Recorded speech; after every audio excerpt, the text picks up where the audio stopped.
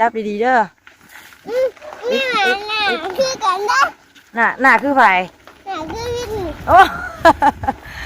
ไผหน้าไผคือวินน่ะหนาแบบนี้หน้ายังแบบนี้มันยังคือวินน่ะแบบนี้มานี่ มากันนี่มาน่ะ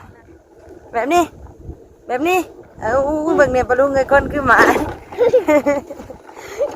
เนี่ยคนคือหมานี่ปลาลุงเบิ่งเนี่ยจุกมาดูอารมณ์ดีแล้วมันนี่จุกไหวได้จุกน่ารักจังเลยเสียวโลแพงน้องเนี่ยเช้าหรือบ่ดุฮะเช้าแล้วปกติแล้วมื้อนี้น่ะไปดีเจ็บหน่อยนึงบ่มันเก็บป่ามันเจ็บบ่นางคือบ่ซื้อแก้ปวดให้เราใช่ปะเบิ่งเบิ่งเนี่ยปัญหาก็ออกของทางน่ะแต่แขวบ่ได้เจ็บแต่อันนี้เจ็บแต่แขวบ่ได้เจ็บพ่อก็ไปกินเลยน้องวินบอกได้ว่านี่น่ะน้องวินบอกเชื่อนี่แหละ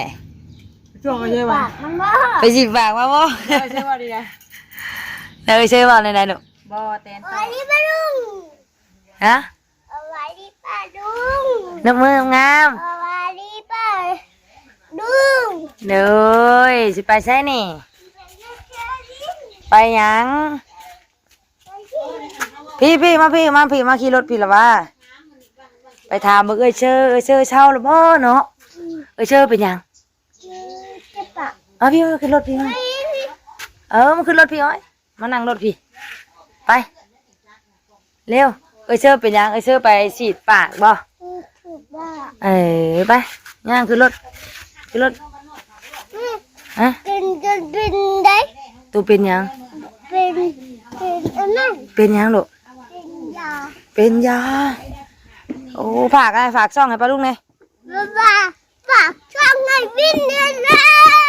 ว ฝากเบิ่งคลิปให้วินแน่ฝากเบิ่งคลิปให้วินแน่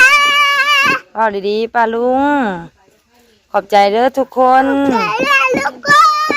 นกมือฉันนกมือขอบใจเด้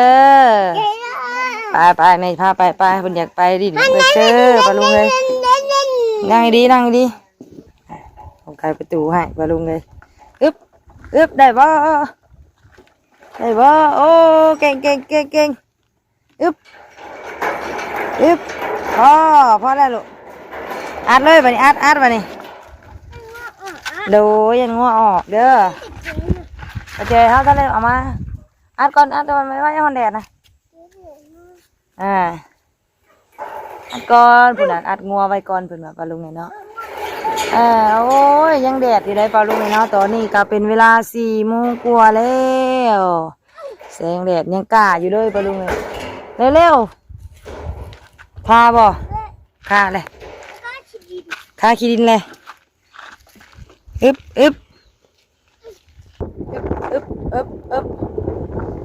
อันนี้มีแต่แดดมีฝนปลาลุงเลยเนาะผมมีหยดน้ำให้หน้าบัดนี้เนาะตอนมีก็มีตอนมีก็จนเป่งบ่ตกปลาลุงเลยรถข้างรถข้าอยู่ใส่ข้าอยู่ใส่อยู่บนไหนลูกเอารถข้าบ่อยู่บนท่าพูลูกน่ะเอาปลาลุงไงเนาะตอนนี้กากำลังสิพาวินเนอร์น้อยขึ้นไปหาเซอร์ไปถามเบิ่งอาการของเซอร์ก่อนปลาลุงไงเนาะว่าเศร้าแล้วบ่มื้อนี้โดยเอาปลาลุงไงเนาะก่อนอื่นสบายดีเด้อปลาลุงเด้อเนาะสบายดีและสวัสดีปลาลุงFCบัดสุขุสุกนเฮ้ยจังเลยไปก็บอกน้ำปลาลุงกันตีตู่กันเนาะจับดีๆเด้อนี่คือกันนะหน้าคือไผหนาคือวินโอ้ไผหน้าไผคือวินน่ะหนาแบบนี้หน้ายังแบบนี้มันยังคือวินน่ะแบบนี้มานี่มากันนี่หน้าคือไผฮะ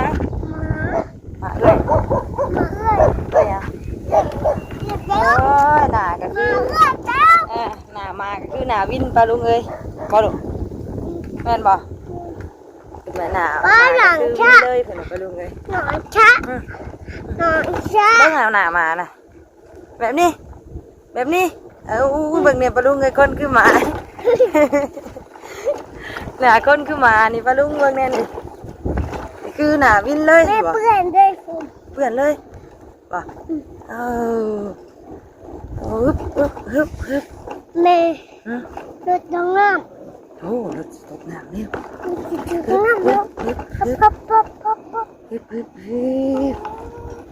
ฮึบหน่อยหลอกปลาลุงเลยไอ้เอื้อนี่เขาเพิ่นดูน้ำไม่ตุ้ยถ่าเนาะวินเนอร์เนาะวินเนอร์ขึ้นเลาะก่อนเด็ดจังปลาลุงเลย โอ้เด็ดโอ้บืนนู่นเนี่ยบืนนู่นมาได้อึบไปบ้านนี่อึบติ้งตองว่ะติ้งตองโอ้ มาว่าไปนี่ คน ว่าคนใช้งอวินได้จ้ะ คนเพื่อน อยู่เพื่อนงอวินเห็นยัง งอวินนะงอวินเห็นยัง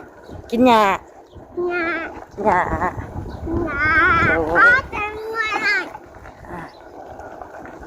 งัวหน่อยหลายเทวินเชื่อมาแล้วบ่เชอรินมาแล้วบ่มาเลยใช่สะเดี๋ยวซอมึงนะซอมึงอยู่ใส่อยู่เพื่อนนะเฮ้ยจุกมาด้วย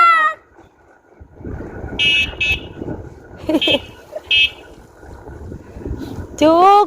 เน่เชอรินยังบ่มาเชอรินยังบ่มามีแต่จุกมาบ่ว่าตัวไปหาเฮ็ดถามน้องดูไปโอ้ยตัวขึ้นมาถ่ากันแน่จ้ะฝุ่นแดนหากันเลยจุกเอ้ยอยู่โดยฉักจุกโดยเชียว ฮอดกันแล้วเนาะ โดยบอกดู ไปดีลูก จ้าเลยลูกล่ะสบายดี ไปดีกัน โอ้ยมึงเนี่ย จ้า จ้าคนสวยนี่ชื่อคนสวยโอ้ยบายได้เฮ้ยมันนี่เฮ้ย เอาดีบ่ดีบ่ อารมณ์ดีได้มันนี่จุกบายได้ ไปได้เถอะ จุกน่ารักจังเลยเชียวลูกแพงน้องเนี่ยแพงน้องเนี่ย วินแพงบ่วินแพงบ่เปลี่ยนวินแพง ให้วินแพงได้บ่ลูก กำลังแช่เฮ็ดไว้น่ะจะ บอกเพิ่นแซ่ตั้งแต่ตอนเว้นพุ่นแหละ แกงบ่หรือว่า ได้บ่เฮ็ดจ้ะน่ะ ได้อยู่บ่ พอว่ามันแต่บัวแท้นี่พอ ไม่ได้เฮ็ดน้ำมงน้ำหมากไปนั่นแหละ เฮ็ดดินเฮ็ดหยังนั่นน่ะนั่นแหละเฮ็ดนั่นแหละเพิ่นเอาทั้งนี้ขึ้นหลายแท้ซะเฮ้ยทั้งพี่โกะทั้งนี้เอ้าเห็นสาวอันนั่นเพิ่นเอาลง นะมันก็เลยยันว่า เบิดอะเนาะ ระวังนะจ๊ะตกนะจ๊ะแตกจอกเฮ็ดห่าน แจกเจ้า ห่านแม่น้องตกล่างเลย ไม่ เด้อ ทั้งตู้โต้เพิ่นเอามาให้เด้อต้มไว้ เอาไอ้โต้มาใส่ จักเพิ่นเอาเวทอาหารเพิ่น เอามาไล่โอ้โหแซ่บเลย แกง แซ่บเลยนะจุก เลยบ่หรือว่าแยกแกง เจเพาะไว้บ่ได้ วันนั้นได้เห็นพ่อมาได้ใส่ว่า เอาอันลุงซิดอันนี้ข่าวลุงซิดมันฝากมาเมื่อนั้นแหละน้องวินคืออารมณ์ดีแท้ว่ามื้อนี้เฮ้ยมันด้านล่างก่อนลูกลมณ์ดีแท้เฉียววินอย่าไปหูอย่าไปน้ำน้องกูจ้ะไปแพงน้องแน่แพงน้องแน่ลูก เดี๋ยวคือรอบ่เด้อมื้อนี้เนี่ย บ่มื้อนี้เฮาบ่ได้กุด คือบ่พูดขึ้นมาใส่ เฮาบ่มีเพื่อน แกงมาใหม่นี่ เจ้าบ่ไป อื่นเด้ออื่นจุกลงไปชิวเด้อ โดย ตัวเอาน้องเด้อตัวน่ะ เอาน้องได้บ่ลูก ตัวอย่าให้กันเด้อโอเคบ่ วินเนอร์ให้บ่ให้เนาะแพงบ่แพงมึงดูน้องนี่ อันนี้โอ้เตอเนื้อมีเงิน จังว่าจะยิ้มไปเบ้ยติ ยิ้มไปเป้ยเตอกัน จังว่าจะให้อ้ายบายเนาะ อันนี้ แพงน้องในวิน เอ้ยเนาะเอา แพงน้องลูก ไปซื้อหนูบ่ แพงน้องจุกอยู่ห่ะ แพงไหนแพงน้องนี่ น้องจุกให้แพงอยู่บ่มื้อนี้นะมึงได้อมแล้วเท่า สิแก้มน้องนี่ เรียบร้อยอันในล่าง เสร็ ซ้ำ จเอากระเพาะ อันในล่างซ้ เด้อแล้ว ำทรงผมเปื่อยแต่เด้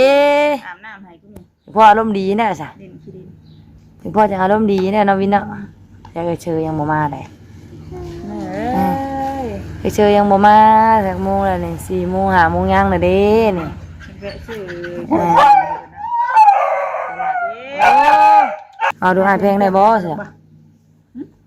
บอกน้องจุกดู แก้มนะบอกแก้มมีข้าวนะ ให้อ้ายดมได้บ่แก้มน่ะ มีข้าว มินก้า ข้าว บ่ดมบ่ซะบ่แพงบ่ซะน้องเฮาน่ะ ไม่ดมนะมีข้าว บ่เอ้ยน่าจึกเนอะให้อ้ายแพงนี่ก่อนลูกอันจักย่านกันเฮ็ดหยังเนาะแต่ละมื้อนะว่านี่คุจิโร่กะห้องกวกอยู่ปะลุงไอ้สองไอ้น้องเพิ่นน่ะ ไปใกล้ก็บ่ได้ คนสวยวะหมู่ใกล้ไว้ได้คนสวยนี่ อยากใกล้เพิ่น อ่าจุกมึงเนี่ยคือเป็นบ่าวได้ใส่ชุดสีแดงได้มื้อนี้ปะลุงเอ้ย ดาวแล้วเนาะ ป้าว่าวินโตคือเป็นบ่าวแท้มื้อนี้นะ เอาละอีกสองสาม มาเด้อมาเด้อ จะเป็นบ้า อื แล้ว มมาให้น้องกินน้ำแน่ นี่แหละน้องก็กินอะไรถุงนึง อ่า หมายไว้อยู่ ตาย เอาอันนี้ไปนี่ก่อนว่าได้ใจ อ่าเนาะขอเงินนำไปตุ้ยว่าล่ะนะตุ้ยให้ 2,000 ตุ้ยก็ให้พ่อขนมพ่อถุงนึง อ่าตุ้ยให้ 2,000กีบมาซื้อขนมกัน เจอนะกินอะไรลูกกินแล้วพอแล้วพอแล้วพอแล้วลูก เอาโลดเนาะ เอาโลดค่ะ จักถุง ขนมแล้ว จุกเลยกินขนมแล้วเหรอ ขอบใจนะลูกขอบใจแม่น้องจุกแน่ขอบใจเด้อจ้ะขอบใจเด้อน้องจุกจ้ะแพงน้องเลยกอดคอกอดคอ พอดีเลย กอดคอ กอดคอเลยวินกอดคอน้องเลยมาพี่ไม่แก้มาแก้มาโอ้เซลปะลุงเอ้ยซีเมนต์คือวินเนอร์ว่ากี่เนี่ยขี่มากะเพิ่นเอามากันได้เท่าสัตว์หนาคือวินเลยเพิ่นน่ะ สัตว์วินเลยว่ะสัตว์หนาคือวินเลยได้แม่เพิ่นน่ะบอกมาการเพิ่นปะลุงเอ้ยได้กินแกงหน่อไม้แล้วแม่น้องจุกแล้วสมื้อนี้แม่โตเพิ่นได้หน่อไม้ติเอ้ยไปกินสมมะข้อเลยเอ้ยบ่มีสมมะข้อบ่มีสมกินแล้วหาแม่จุกบางยุ่มกับบ่ทันใหญ่หน้าแดดหน้าดำปะลุงเอ้ยแดดลำไห้ลำหน้าได้แห้งดำกว่าเก่าอยู่คือหน้าดำแท้นี่หน้าบกขาวบ่ใส่คือหมูเลยปลาดุงเลยไปรอดแต่ให้แต่หมุนป่าหมุนนอนวินแซ่บบ่มากินแน่ตีพุ่นน่ะนั่งกินด้วยบ่วยอยู่บ้านนี่มากินแน่เน้อเอ้ยได้กินขนมได้เงียบเลยเนาะปูน้องจุกยังดึงอยู่ได้ น้ำแม่ซื้อตัวนี้ให้แล้วบ่ จุกยังดึงแม่อยู่ทางหน้าปลาลุงเอ้ยยังบ่พอ เดี๋ยวสิอ้าวไป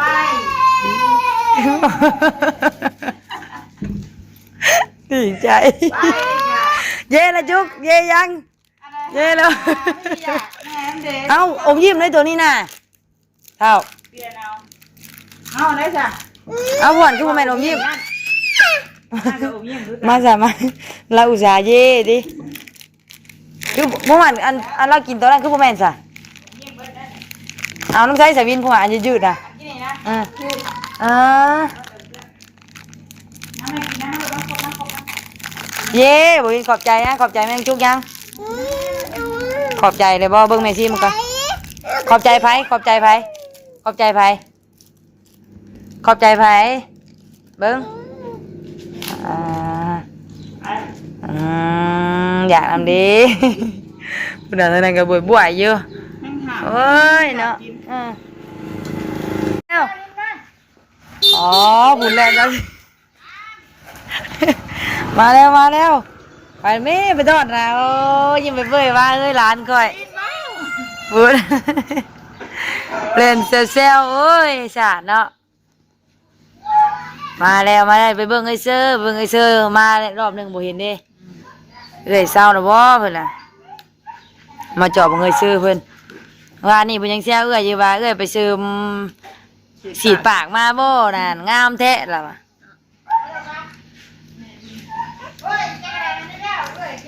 สบายดีเด้อสบายดี จุกเลยจ้ะจุกอ๋อสภาพเห็นสภาพน้องแล้วเป็นบ่ สบายดีเชอรินสบายดี กินต้มดิ เช้าหรือบ่ดุฮะ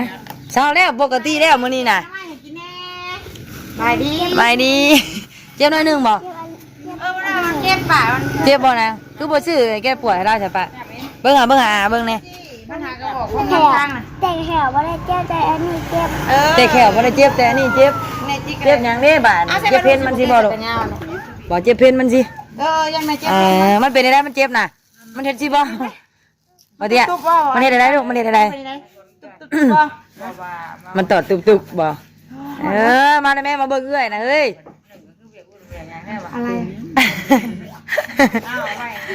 อะไร แบบไม่ตู้เย็นไม่ตู้ยังกินด้วยวะนั่งเพอสิยังท้องแหละ พ่อยัง เพาะรวม เดี๋ยวน่ะได้ยังนางหมอพี่ โอ้โห โอ้ย ฝากท้องเลยแล้ววันนี้ ฝากท้องยังเฮ็ดเองล่ะทำแกงมาให้กินหน่อย ฝากท้องให้เลยฝากท้องให้เลย ได้ ได้เลยป่ะได้เลยเช็ดซุปแซ่บป่ะผักคะแน เดี๋ย น วนี้มาปล่อยป้อนเพิ่นนั่นแหละอันนั้นที่เพิ่นกินมันทางแบบปฏิบัติอย่างจุดนั้นบ่ จนน่าจนชุบ จุดนั้นเหรอ น่าจนชุบ อยู่ในมาแล้วโอเคจันไปอ่ะ มึงน่าจนชุบ เป็น เชี ยั ยว งนี่อ้าวมันคือเปื่อยแท้ เอาแล้วหนึ่งใช่กันเด้ อ มันเป็นเฮ็ดรวมถุงหนึ่ง ออกจากน้ มันนั่นแหละบอกมันละลายไปเลยบ่ แกงแค่บ่หรือว่านั่นแหละ ำเอาไปกินซะหน่อย หรือว่า อ้าว เอ้ยใช่ก็ได้ที่สิเนี่ย ย่างหรือเปล่ามันยังไม่ได้ เอาบางอันสิพี่ยักษ์ เอากันแช่หากันเปื่อยเลยนี่ บ่แม่นมันมีขีดินป่าบ่ ยังไม่คิดเห็นสิได้ ย่านบางอันสิบ่ยันมีบางอันสิพี่ยักษ์ ใส่เลยจัน ใส่เลย เบิ่งได้เลยยังเถื่อรังบางอันบ่ได้นั่นเด้ เดี๋ยวแม่ตู้โต้แล้วแม่ตู้โต้เราเอาน้ำใหม่มาดิ แม่ตัวน้ำมันมาให้กินบ่ป้าบ่น่ะเอาขนมมาแล้วขอเงินไปตู้ไปซื้อขนมกับ2,000วะตู้ใหญ่วะ ตรงกล้วย แม่กินดอกไม้ เอาไปกินกันลูก ไอ้ที่บอกว่ากินว่าหมาเงาะนะบอกว่าแล้วก็น้องกับว่าน้องนี่บอกว่า เออ แม่อยากกินบักงอกกับไปกินเลย น้องวินบอกได้วานี่น่ะน้องวินบอกเอ้ยชื่อนี่แหละ ช่วงอะไรวะ ปากมันว่า ไปสิฝากมาบ่ ใช่ว่าดีนะ แล้วเอ้ยชื่อบอกได้ลูก บ่แตนตอด แตนตอดดิ เอาระวังคาโคได้ อย่าโอมลูกแห่นเอาแม่เชอดินเอ้ย